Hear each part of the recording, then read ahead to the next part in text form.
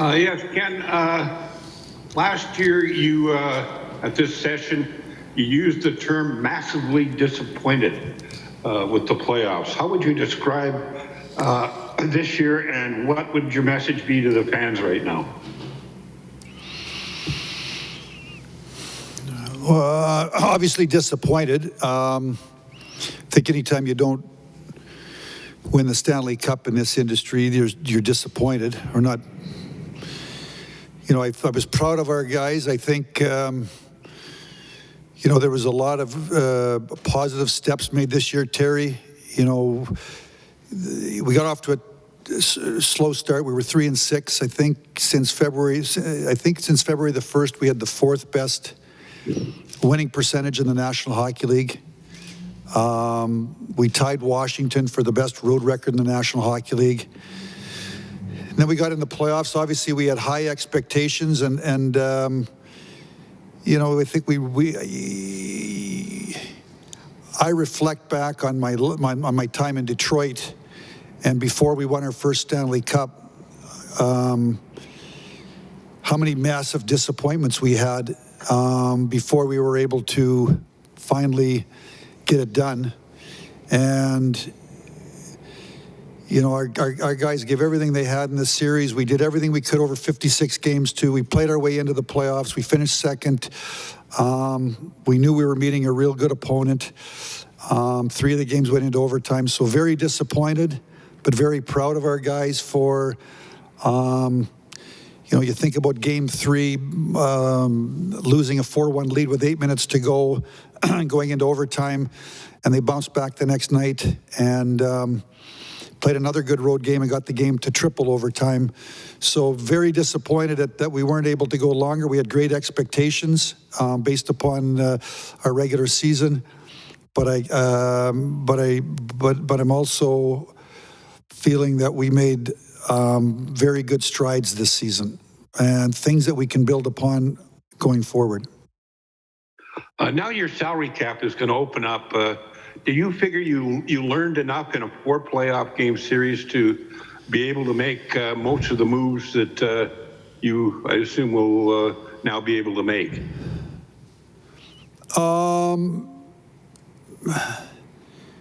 Yeah, I mean, obviously, we have lots of cap space, but have lots of players to sign. So it's not like we've got a whole bunch of cap space and we've got that to sign 3 players. You know, there's a large part of our team, especially up front, their contracts are up. So they've got to either be re-signed or we use that cap space and go to market. So, you know, I'm going through the process now. You know, it's probably be a week here of exit interviews with our players. Sometime in early to mid-June, we'll have pro scout meetings. I'll get our pro scout people together, either you know, together, or we'll do it virtually. You know, I talked for a bit yesterday with Dave Tippett. I'll give him a week to 10 days to kind of get the emotion out of what just happened here over the last week. Get Dave's thoughts after he'll talk to his coaching staff, and then starting probably mid-June-ish, I'll start to work the phones and talk to agents of players on our team, and you know, maybe before that on a couple of players, and then obviously talk to other managers in the league and work our way through towards the middle of July, when we've got to make decisions to build the team. And I think also part of the evolution of a team, and that was my message yesterday in the group, and also individually, is, you know, you need people that are on your roster to take a little bit of a step, you know, whether it's younger players or older players. Part of our growth has to be internal. It just can't be all, what are we doing on free agency, and how are we going to go out and make this massive noise on free agency. The good programs, the good teams in this league do a lot of what they do from within, the drafting and the developing, and then you go out and you kind of find the finishing pieces through free agency or through trades. Jason Gregor, TSN 1260. Dave, when you look at it Ken, from an Ken. outsider perspective, yeah, not Dave, Ken, sorry, I was thinking, That's okay. yeah, maybe you should grow a stash, then I can tell you apart. But your depth scoring 5-on-5, that's a pretty big weakness, whether it's some top six wingers to produce and then your bottom guys. Is that your main priority when you look at this offseason?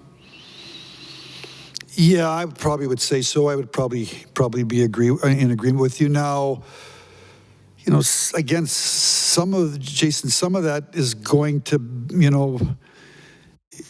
obviously, we brought up Ryan McLeod, and you look Puljujarvi and Yamamoto and the young players that are, what's Yamo, 22, and I met with Jesse Puljujarvi yesterday. He told me he just turned 23 the other day, and Ryan McLeod, I think, is 21.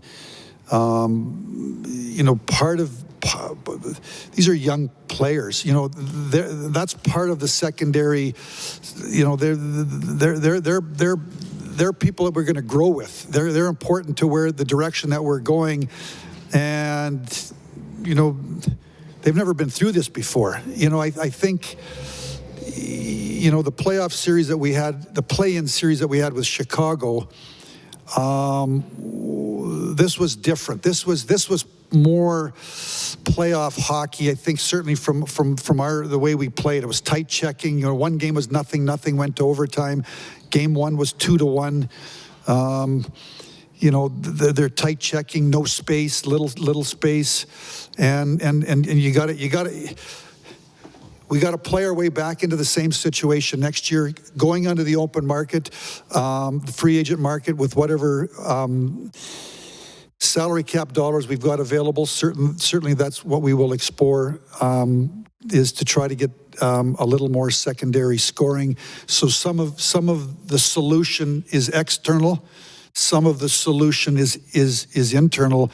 And just putting ourselves in this situation over and over and over and over again, and getting more comfortable with it, and eventually having success. Again, I reflect back. I think back to when we won the Cup in Detroit in '97. There was a lot of disappointments in '93 and '94 and '95 and '96 that eventually led to us winning the Cup in '97 and '98. I'm hoping it's going to be shorter, but. And how do you got to play your way into the playoffs? You got to be a playoff team every year. You got to put yourself in that situation every year, and you build and you grow on it. In the off season, you tweak your team, you make some changes, and you stick with it. Ken, in your experience, you mentioned Puljujarvi, Yamamoto, McLeod. Is it a little bit easier for young forwards? When it comes to playoff time, even to have that experience, whereas on your blue line, you've got young guys in Bouchard and Broberg and Samorikov and even Barron Jones. There's a lot of young guys coming with high hopes, but is it tougher to have a lot of youth on the blue line? Well, to win the Cup, Jason, is that your question? Yeah, like to really compete for the Cup. I think so. I think when you watch the team celebrate with the Stanley Cup on the ice every year, there's lots of I call them graybeards, experienced players. And is there some young players? Yeah, but I don't know that it's. That's why we put players in the American Hockey League, and when you've got the Connor McDavid, Leon Draisaitl, Ryan Nugent-Hopkins, Darnell Nurse, Mike Smith, Larson, I might be missing one or two. Obviously our expectations, our aspirations are to compete for the Stanley Cup. We've got some. Wonderful players, and they're just coming into the prime of their careers, and certainly I can't support them with a whole bunch of 20 and 21-year-olds. It's got to be we want to have some 21 and 22-year-olds on our team because they're going to grow into, we believe they're going to grow into players as part of the solution, but you also need those veteran players that have been there before, and they've been in those situations. They've got experience. So certainly on defense, the closer you get to the net,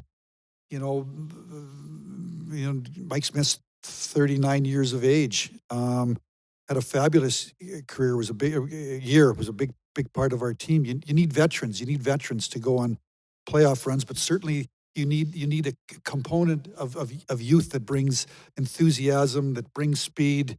It's a salary cap world. They're either on their entry level contract or they're on a cheaper second contract.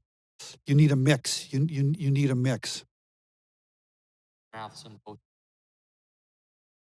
Dave, or Ken. Dave, I got Dave on the mind too. You are Ken. The question, when you play the Winnipeg Jets, they're deep, 3 lines deep with people who can score goals and stuff. Was that pretty evident in the series against Winnipeg that while you had Connor and Leon and Jesse played well, and, Ryan Nugent-Hopkins pretty well in the last game for sure, you just don't have enough offensive depth in your top 3 lines. You can't just keep trotting out Connor and Leon and then the rest of the lines just check. You need more offensive people in the top 3 line. Yeah, I mean, I would, everybody's built differently. Certainly, I'm with you. We got to try to find, a little more secondary scoring.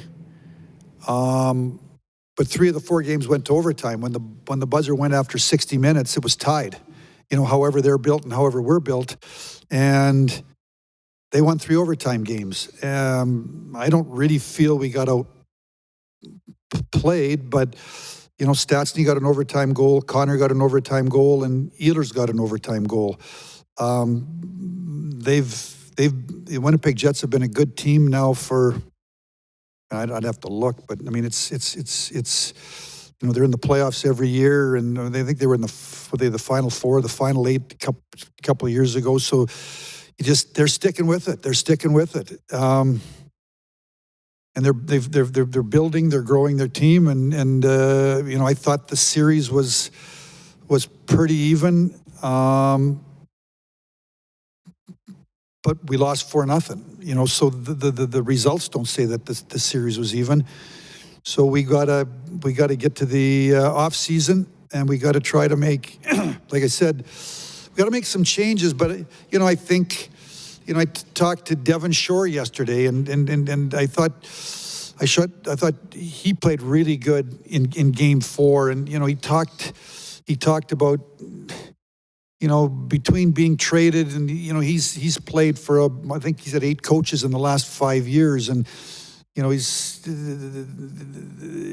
little, if you have some stability, and hopefully I'm bringing stability, hopefully we've got some stability here. And you some of the players that we've got here are going to grow into contributing a little bit more than they've contributed in the past. I'm just using him as an example. And we talked about the young players. So you need stability. We need. I can't just keep switching players in and switching players out, and switching players in and switching players out. That's not the answer either. So it's growing with some of these people that we've got here, and we bring some people in, and some of the people we brought in.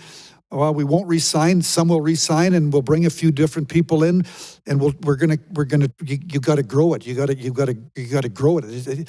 I wish there was no cap and there was a hockey store, and it's like fantasy hockey where you can just go out and you can just pick players. But that's not running a team in the National Hockey League. And we're gonna have pain, and we're gonna have disappointments, and we're gonna deal with adversity, and it's gonna make us better. And the pain that we're feeling today, the pain that Oiler fans are feeling today, the pain that we're feeling today, our players are feeling today. This is what I told them. Don't know that that's a bad thing. I think it's a good thing. Why is it a good thing? It's because the expectations are greater. We weren't just satisfied making the playoffs, and oh boy, that's nice. We played at a high enough level over the course of 56 games that we had aspirations that we were going to go on a playoff run, and it hurts today. It's disappointing. It's massively disappointing, but it's not massively disappointing because we feel we underachieved. It's massively disappointing because we had greater expectations. We felt that we, based upon our achievements in the 56-game regular season and based upon what happened last year and based upon the Chicago series, that we were prepared to do better. So that's a good thing. That's a good thing for our organization. It's not a bad thing. Those are the emotions that I felt in Detroit in 94 and 95 and 96, and then we won in 97, and then those were the emotions we felt in 98, in 99, and 2000 and 2001, or 98 we won, but whenever you don't win, you're massively disappointed, and we've got to try to, as a manager, I need a good off season. I got to try to go out and make some decisions, whether it's re-signing some of the people that we got, and then going back at it and trying to play over 82 games, that our team plays our way back into the tournament, and try again.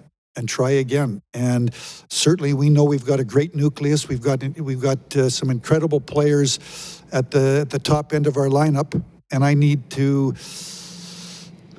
as the manager, working with our staff, need to try to, again, make a few little tweaks, make a few little changes. But I think we've made tremendous strides. As I've watched our team over the last 2 years, we play, we check, we work. The game when we lost 4-1 in Winnipeg in Game 3, we're sitting in the coach's room and we were trying to figure out how many games that we had lost in the third period this year in over 56 games. I don't have an answer for you, but not a lot. We were able to take those leads. We didn't play a lot of overtime games. We didn't go to shootout. We were able to win lots of games in regulation. So, why did it happen in Game 3 in the playoffs? I don't know. We all saw the sequence of events. Everybody watched the game, but we didn't do it during the regular season. So it just tells you that the playoffs are something different. I think I sat here before the playoffs said, and I said, take the regular season statistics, throw them in the garbage. It's a new season, and everything starts from fresh. And we don't blow a lead in the mini leads in the regular season.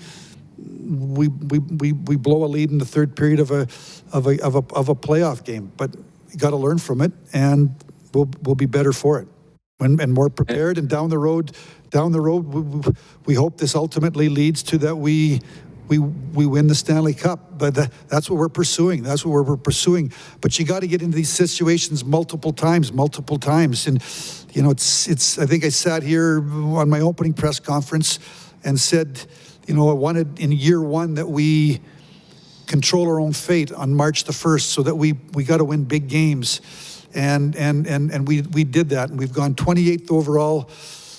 We've been 12th overall last year. We're 11th overall. You got to get into the top 10 overall over 82 games, and you got to be in the playoffs every year, and you're going to have some disappointments, and you're going to have some adversity, and then you're going to tweak the team in the offseason. And the players that are part of it, they're going to learn from it, and we're going to stick with it. We're going to stick with it. We're going to stick with it. But the pain that Oiler fans feel today means that our players played their way into and that's, I guess, what to Terry Jones's question. The pain that we're feeling today, it means that our team played, we were competitive. We played at a high level. We were second in the division. Like I said, we were the fourth best record over the last 47 games. We were good on the road. I think I could give you lots of statistics. Our team's goalie saves percentage is in the top 10. We played the type of hockey that I believe you need to play to be successful in the playoffs. We weren't successful this year, but it was a very close series. Winnipeg found, the Jets found a way to advance, and we didn't. we have to make a few moves this offseason. I have to re-sign some players, and we're going to go back to training camp. You know, I'm happy that, you know, away from here, I'm happy, you know, tonight starts a little 3-game mini series in Bakersfield against Henderson. And what does it mean? It means, you know, the job that Keith Gretzky did in building Bakersfield and creating a winning, positive environment, because some, you know, McLeod was down there. He came up here, and, you know, Dylan Holloway is not playing, but he's around that environment. And Skinner's a net a young player, and Benson, and there's some young defensemen there that you know, one day we hope are going to grow into NHL players. So you gotta, you know, I'm happy that we're creating a winning environment. And I've talked to Keith Gretzky of the importance of building a team down at the American League level with American League veterans that are going to impact the young players of this organization down the road. That's what we're trying to build. We're trying to build a winning culture. A winning environment, and again, I believe we've made progress over the last 2 years. We need to continue down that path. And Mike Smith, you're going to re-sign Mike Smith? Yes, I want to talk. Mike's going to Kelowna. You know, he's left. He's gone to Kelowna. You know, I've got a place in Vernon. I told Mike we'll get together here in the next, when I get out there, probably 10 days, 2 weeks from now, and I'll get together, I'll talk to his agent, but yes, I do want to re-sign Mike Smith. Daniel Nugent-Bowman, The Athletic. Good morning, Ken. Morning. Third time's a charm. To paraphrase, you've said that, you know, free agency, the July 1st, obviously it's a little bit different this year, is the day for players and not for managers. That's where the players make their money. So having said that, do you anticipate being active in trades? Do you want to make at least one impact trade to augment this hockey team? Did I say that, or you asked me if I'm... Oh, I'm asking you if you think that it would be, that you'll have to make, or that you would want to make an impact trade to augment this hockey team. I don't see that as a necessity, no. Okay. So are your young prospects, and by those I mean Holloway and McLeod and you know, Broberg and Bouchard, are they untouchables for you? Well, I don't know if I mean, no, but I mean, Daniel, if you look around the National Hockey League, I don't know how many of those types of players get traded. You know, so I guess the answer would be no. They're not untouchables, but I don't see a lot of those trades happening around the National Hockey League. There's teams in the same sort of stratosphere that we're at, whether they're trying to get good or, you know, I don't know that those types of things happen. But I guess if there was a trade there that I thought was going to, I'm not going to trade those guys for a one-year player. You know, just to think that it's all in on 21, 22. You know, I guess if I'm going to acquire a player that can impact our team, you know, for 2, 3, 4 years, you know, would I consider it? Yeah, but then you're talking about an established player on another team. I don't know that teams trade those players. So I guess when I look around the National Hockey League, very, very rare is teams trading their very top prospects. Just doesn't happen. I can't say it won't happen, but would I be open to it if I thought that the right situation came along? Yeah, I mean, I did in Detroit one year. I traded Anders Eriksson, who was a first-round pick, and then 2 other first-round picks to acquire Chris Chelios in 1998. We were going for the three-peat. We'd won in 97 and 98, and it didn't help us in 98, but Chelios was on the team and was the second in the voting for the Norris Trophy, and we won the Stanley Cup in 2002, 4 years later. So I have done something like that in the past. Mark Spector, Sportsnet. Morning, Ken. Morning. So tell me about specifically about your defenseman. You got Barry's a UFA. You ran your first-rated power play this year. You got Clefbaum ran your first-rated power play last year, and you don't know if he can play. How do you make the decision on whether to keep Barry when you don't know if Clefbaum's coming back? Well, when Clough was here, he was here for about a month. You know, he'd had his surgery and whenever, I'm losing track of dates. It was in February sometime. But I talked to J.P. Barry, his agent. I talked to Clough. I'm going to touch base with the Clefbaum camp, Clough and his agents, around July 1st-ish, early July. Obviously, we have to make, July 5th, 17th, I think, we have to submit our protected lists for the expansion draft. So I basically what I'm saying to you is Mark, I got time. It's not like I have to decide that this week. So, it's going to be a process. It's going to be a process that will all really come to a conclusion on, I think, what's free agency. By July 20, the draft's 23, 24, 27, 28, 29th is free agency. So, we've got until the end of July. I'll walk you through what I'm going to do. Here over the next week. Yesterday I talked to about 8 or 9 or 10 of our players. I'm going to meet 6 or 7 tomorrow. The leadership group, early next week. I want to get the emotion out of it a little bit. But I also know we're getting into June, and sometimes players want to leave. So next week I'll want to sit down with Connor and Leon and Darnell and Ryan and the younger players. Tip and I met with yesterday and told them some of the things that we thought they needed to do in the off season. The older players, the veteran players. I want their input as to what they think about the team, what they think that I should do. I want their opinion, their perspective. Then I talked to, Tip is going to talk to his coaching staff. I'll talk to Tip here over the next couple of weeks. Right around June 10th to 15th, I'm going to get my pro scouts together, Archie Henderson, the pro scouts, Keith Gretzky, and we're going to go through over all the other teams. And then I'm going to start to work the phones, start to talk to the agents for our players, to the players you've just talked about, the Larsons, the Barrys, Ryan Nugent-Hopkins. Maybe start with some of the internal guys a little bit sooner, and then talk to NHL general managers to as Daniel Nugent-Hopkins just asked the question, to find out what other teams are thinking out there, what players. What they're looking to do with their team. Does it fit what we're trying to do with our team? What players might be available? Off-season trades for the most part, happen at draft week. Now, this is a little bit different because there's an expansion year. Is there trades in advance?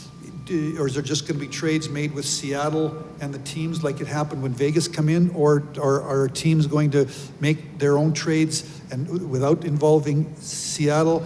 Those are all the unknowns, and that are I'm only going to find out as I start to work the phones, and then I eventually work my way into, you put your expansion list in, Seattle picks a player, and then we work our way towards free agency and see what money we've got left of what players have we signed internal to keep them, what money we've got left, what holes we'd like to fill, and then make some decisions on the fly, when free agency opens. Do you think that a buyout is going to be part of your process this summer or two? Very possible. Not 100% sure, but very possible. Reed Wilkins, 630 Chad. Thank you, Sean. Hi, Ken. Just one from me today. From coach, players, it seems like there's a very strong leadership core with McDavid, Draisaitl, and some of the other players you mentioned earlier. But you also touched on graybeards. So how much of a priority is it going to be to add those experienced players, who in another situation, could wear a letter to sort of, because I think we talk a lot about the team needing support scoring and support skill, but where is that a priority? How much of a priority is it to have that support, leadership, and experience for those guys? Thank you. Well, I think it's very important.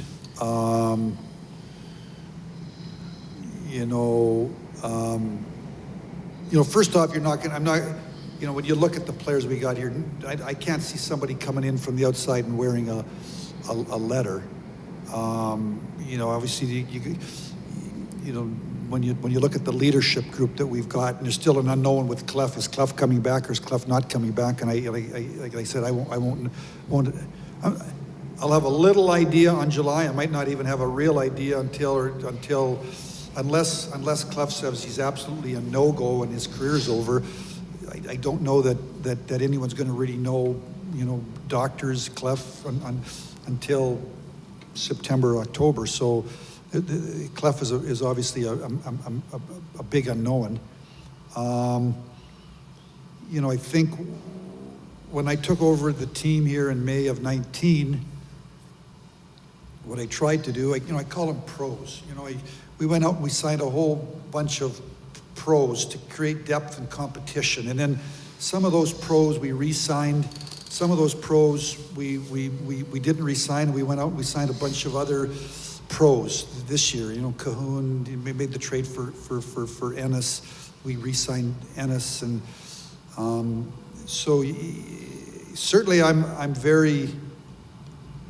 That's what we did in Detroit. I mean, that's what I did in Detroit. I tried to. You went out and you got a bunch of veteran players and experienced players and tried to create more depth. You can't have enough depth, enough competition for jobs. You need some secondary leadership. Some of the secondary leadership, again, has to be that internal growth. So that's what I'm trying to do. That's what we're trying to do. We're trying to make the team deeper, make the team better.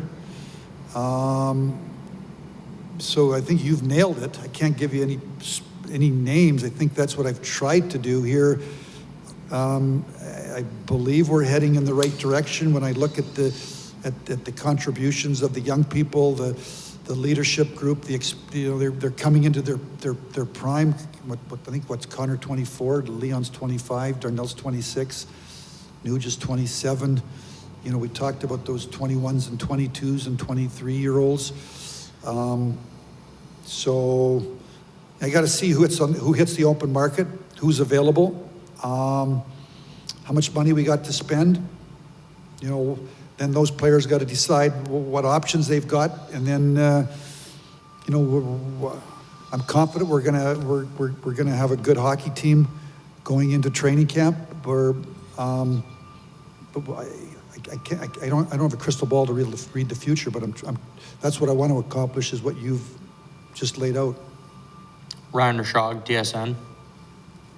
Ken, you guys have said all along that you want to build a program that can be competitive, not just for 1 year, but for a bunch of years, and sort of really prolong that window. And you've kept the bulk of your prospects, you've kept your first round picks, you've sort of put the futures in place, but you're not getting the results right now that you necessarily, that you would want. So do you need to be more aggressive from this point forward? Is there need to be more of a willingness to maybe rob a little from the future to support the group now for more success now? Does that balance change after this year? Well, I just told you the age of somebody. I'd like to think that this. You got to get in the playoffs. Ryan, your question, I can go two ways with it. One way it makes sense, yeah. But I don't know that anything you can do. I look back 2 years ago when Tampa Bay had, I don't know how many points they had, and they lost in four games to Columbus. And Calgary was the Western first place team, and they won one game.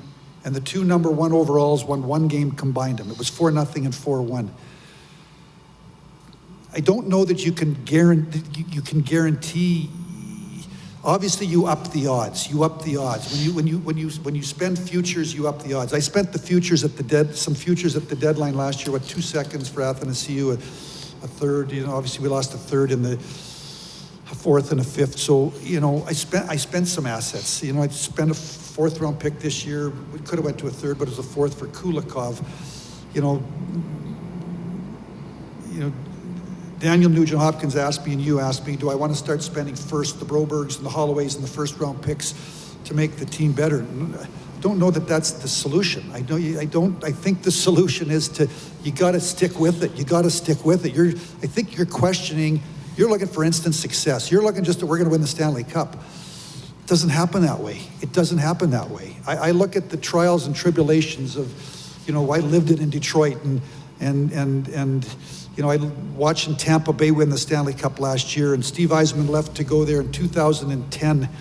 He was in Detroit with me, and Tampa Bay wins the Stanley Cup in 2020. It was a 10-year journey, so there are no guarantees.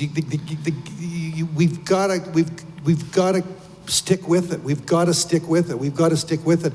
And part of those teams that do it, it's drafting, it's developing, it's building, it's growing. And, somewhere along the line, again, I said to Daniel Nugent-Hopkins, I traded Anders Eriksson and 2 first-round picks for a 36 or 37-year-old Chris Chelios. I thought we were going for the three-peat, and we're right there. So I've done it. We're growing. You got to let us grow a little bit. Like we got to continue with it. We got to continue with it. I don't believe there's just one trade. We're one trade away and we can start planning the parade. It doesn't happen that way. That's why the Stanley Cup is in our sport is the greatest trophy. It's a team sport. It's so hard to win. It's so hard to win, and you got to stick with it. And teams don't win 6 and 7 and 8 championships in a 15-year period. If you can win 3 in a 15-year period, you're sort of a dynasty. You're sort of a special time. So if you win 3 in 12 or 15 years, you got 12 or 13 years of massive disappointments. So I understand the frustration and the disappointment today. I'm disappointed.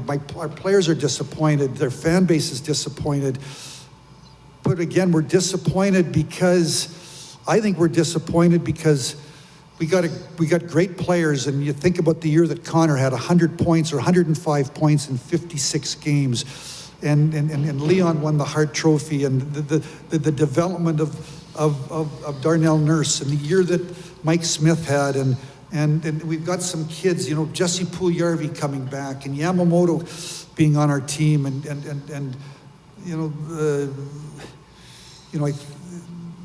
there was great expectations. We got to continue with that. We've got to continue with that. There's so many good teams in this league, and you get into the playoffs, and you go from a 32-team league in the regular season to 16, to 8, to 4, to 2, to 1.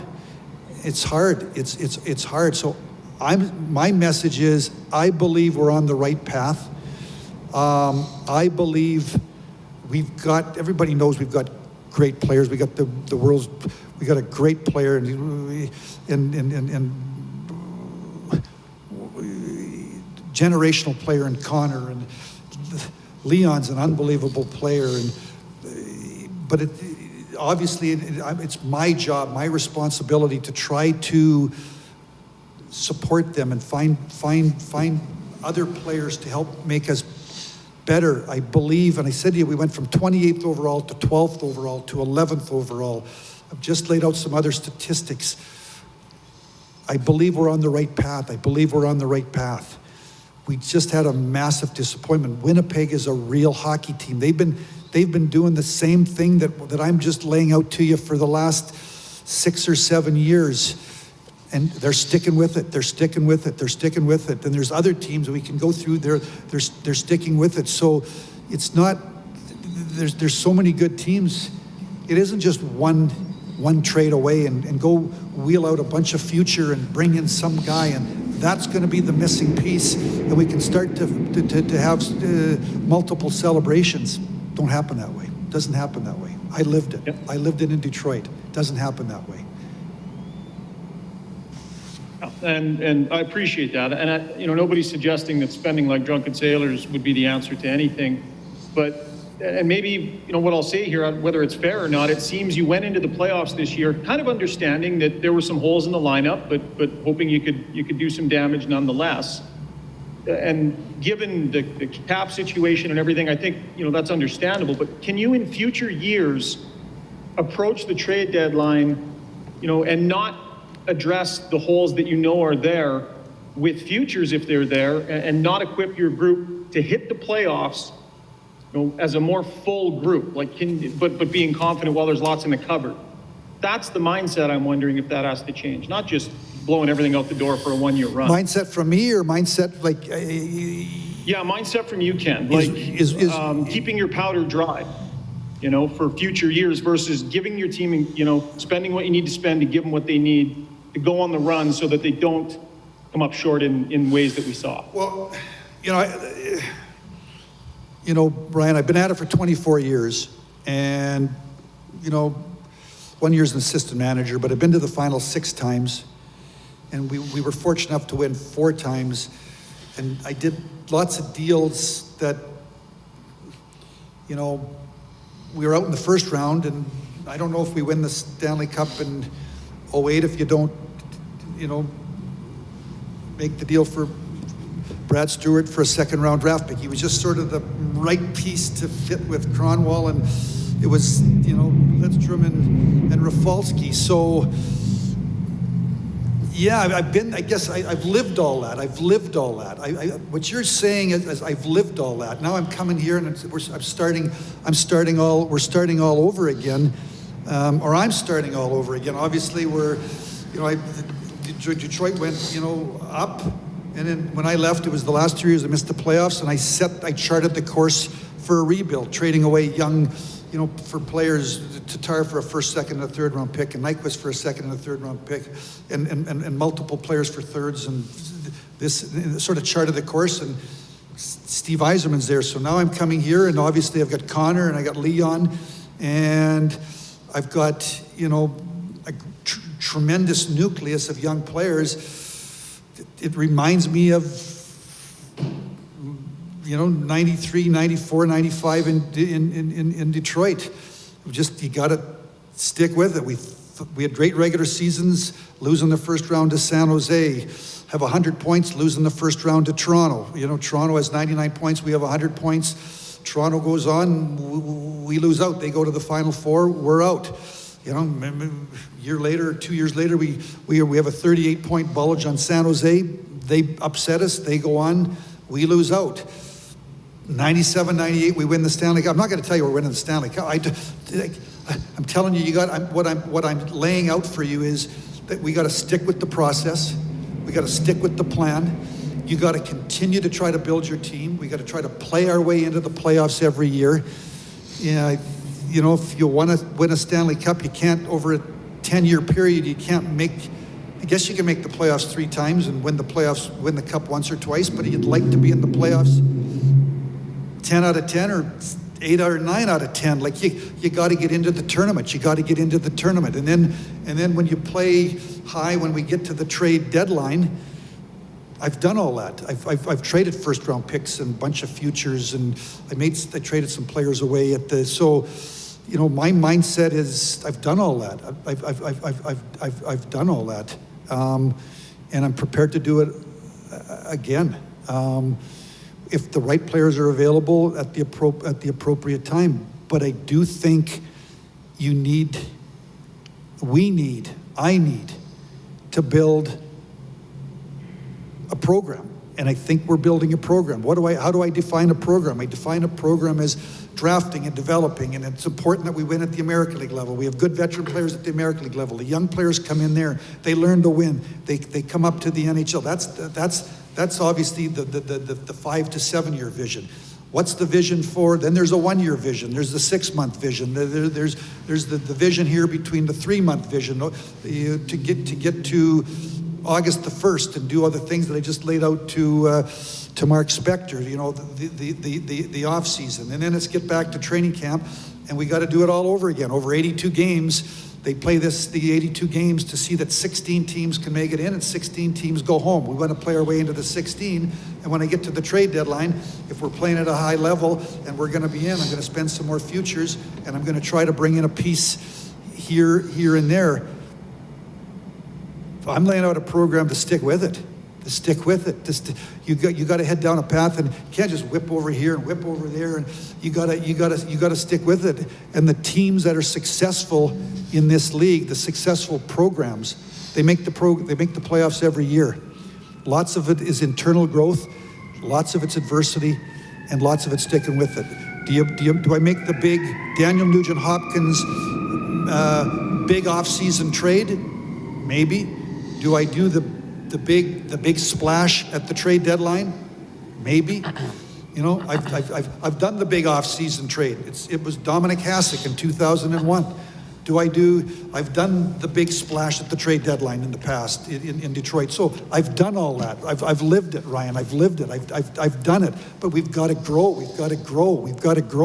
And we've got to build. And then you've got to do it year after year after year after year. And you hope, obviously we hope with the players that we've got here, believe with the players that we've got here, that it's going to happen. But there's no guarantees. You've got to build it. You've got to grow it. And you can't just have an adversity. And I don't even know, we got beat by a real team. It's not like 94 when the team that was 38 points below us upset us in Detroit. Winnipeg is an established program. They got really good players. They've got really good depth. Somebody on here just asked, talked about it's a really good hockey program. There's lots of really good hockey programs, and we're trying to grow into one of those really good hockey programs. And so at the appropriate time, will I do all those things? Yeah, but those players have to be available too. Dominic Hasek wanted out of Buffalo. Chris Chelios wanted out of Chicago at the time, and they wanted to go try to a team that could win the Stanley Cup. So it's all got to dovetail together. It's a whole bunch of things have got to happen. But in the meantime, as the manager of this team, I want to chart us on a course to building a program, to trying to build a team that can be in the playoffs every year, get in the playoffs every year, be in the tournament every year. And obviously, I know we've got with Connor and Leon and how great they are, and their determination and their passion and their commitment. We've got incredible leadership, not incredible talent, not only incredible leadership, we've got incredible talent and leadership. And I know we've got to add to it. This season we got some cap space. It looks like we're going to have some cap space. Now I'm going to explore what we can do with that cap space. But I don't want to just make noise for the sake of noise and then wake up 6 months from now and have buyer's remorse. That's going to happen. Sometimes that's going to happen anyways. I mean, not every move you make. That was one of the questions that people banged away on me when I became manager here in May of 2000. Bad contracts in Detroit, bad contracts in Detroit, bad contracts in Detroit. You're going to have bad contracts. Like you're going to try to do some things, and not everything works. But you got to have more things that work than don't work. So that's where I'm at. So the question that you're asking me, I've lived it. I've done it. Will I do it again? Why not? I've lived it. I've done it. But the right players got to be available at the right time when your teams. You feel that you're that piece away. We got to continue to build and grow here. Jack Michael, 630 Chad. Ken, I had a specific question about, maybe the unique quality of this series, although you have so much experience. Edmonton led for 60 minutes, Winnipeg 19. Does that combination, coupled with the brevity of the series, muddle a bit how you analyze the series and what you need? Because I know you've lost longer series with a better team, and a couple of occasions you've been beaten soundly by a better team, and I mean lost a longer series when you've had the better team. I'm curious how you analyze this one And is there a series you can think of that you can compare it to?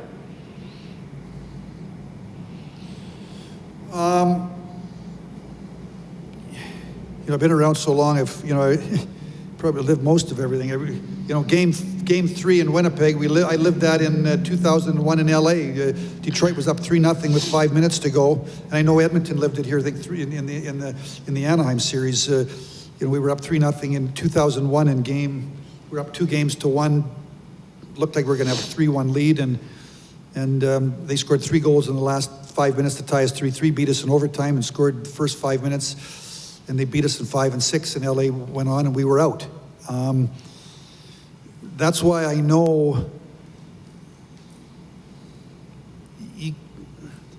playoffs are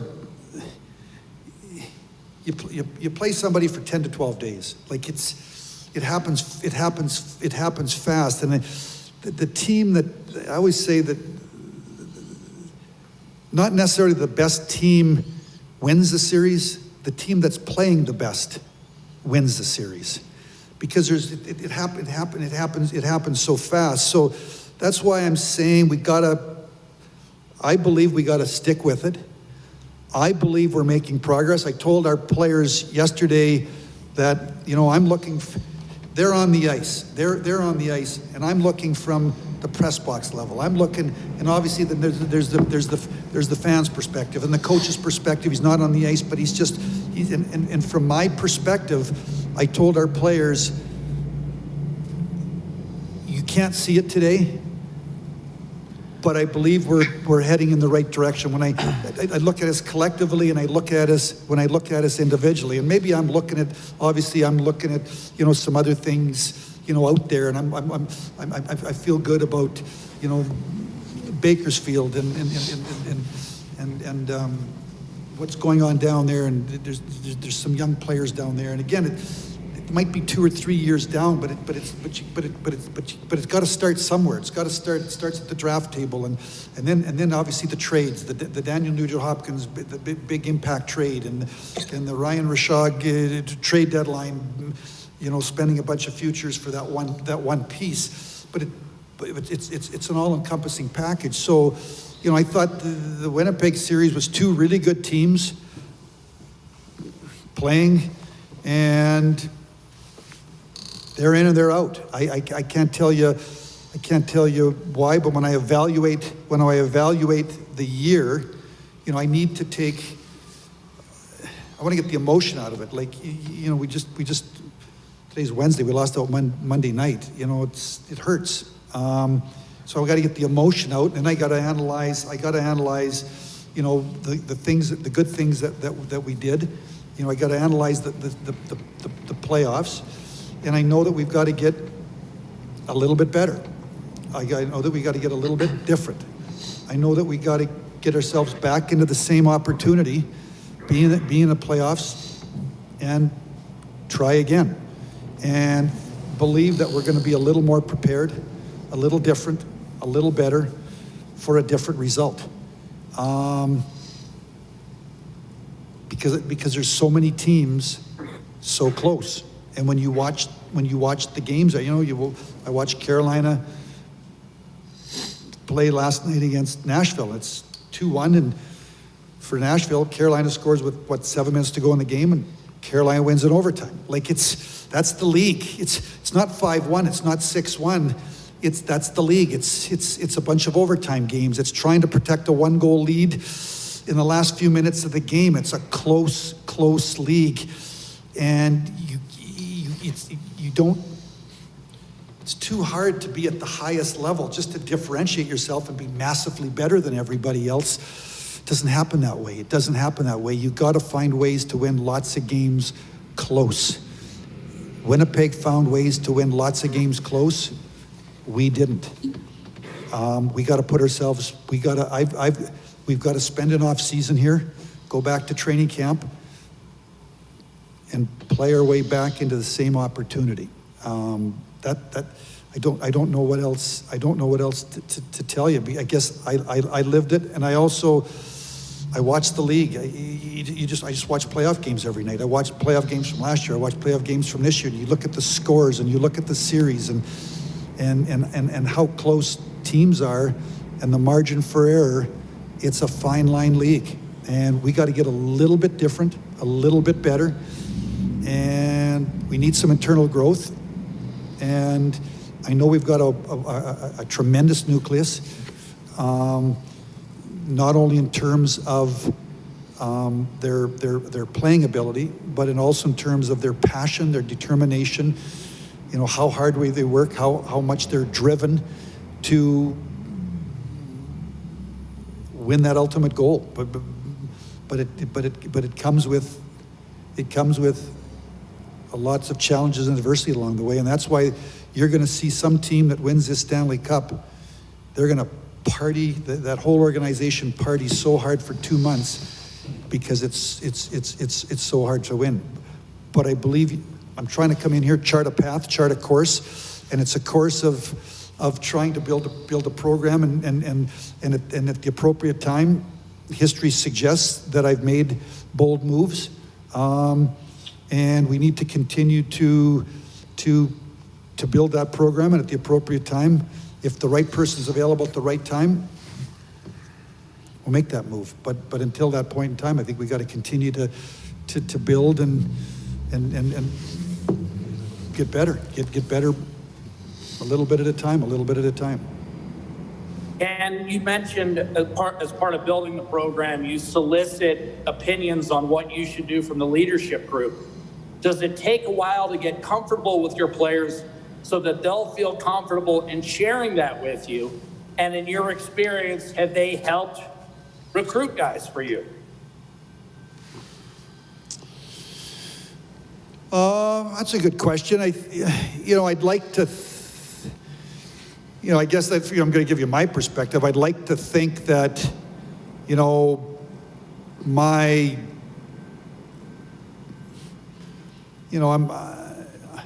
when we go into these meetings, I'm not looking for anybody to, I'm looking for how we can get better. I'm not going to put these players in a position to, an uncomfortable position. I'm going to ask them the questions about the team. What do they think? Their thoughts, and then take that information, and along with the information of the coaches. But then there's a whole world out there. There's 31 other teams. Our players know our team.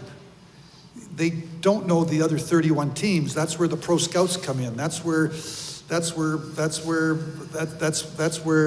me working the phones to find out information about what other teams are thinking. Our leadership group only knows so much information. They know our team. They know what they think about our team, and that's what I'm trying to get out.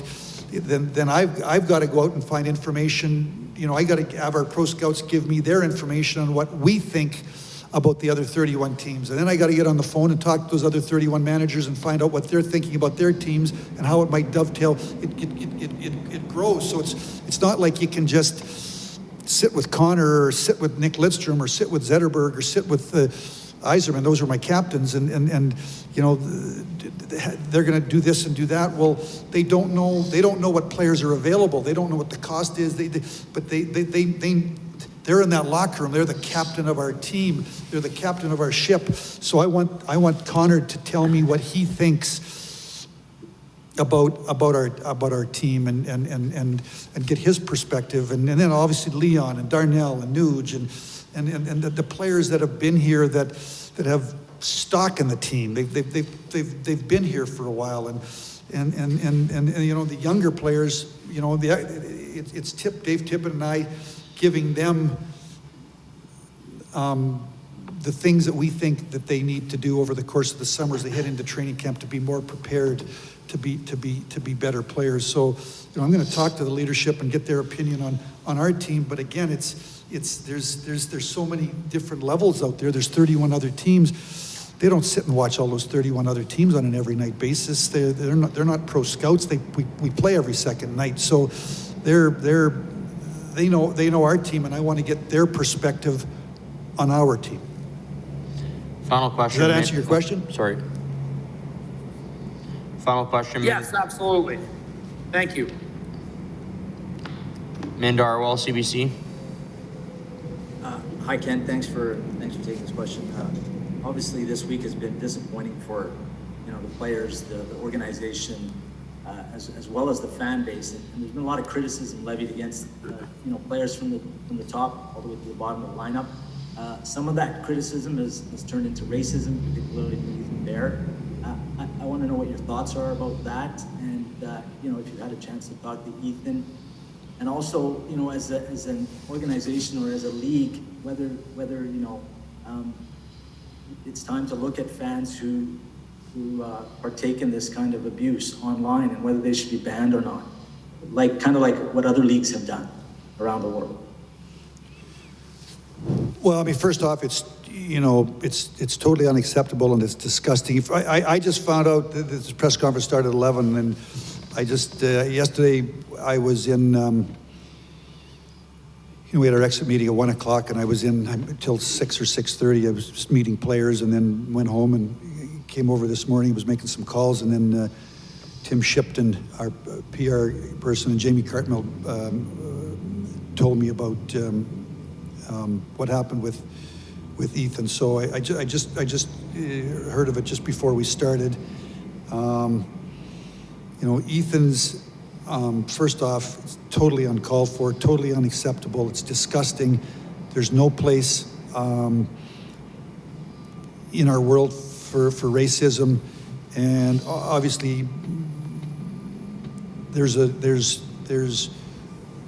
many people taking the lead at lots of different levels at trying to get this out of our society, and.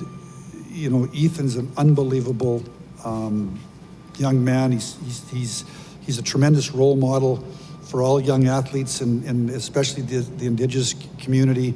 He's involved in, he gives time to the community. He's popular in the locker room. 2 summers ago, he spent his entire summer here in Edmonton in the gym, every morning with our strength coach. Focused, determined, committed to get himself in the best shape that he could as an athlete, to come into training camp, to compete for a spot with our hockey team, and he made our hockey team. So he's an incredible role model, and I have not talked to him. I'm going to call him. I'll call him here after we're done. I feel let me use the word sick. I feel sick for him. I feel disappointed for him that he would get this kind of abuse.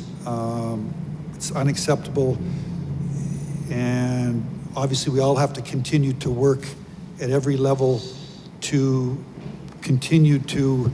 I think we've made strides, but there's a long way to go to create a world where everybody feels safe, and they don't get this kind of racism and abuse. So I feel sick for Ethan.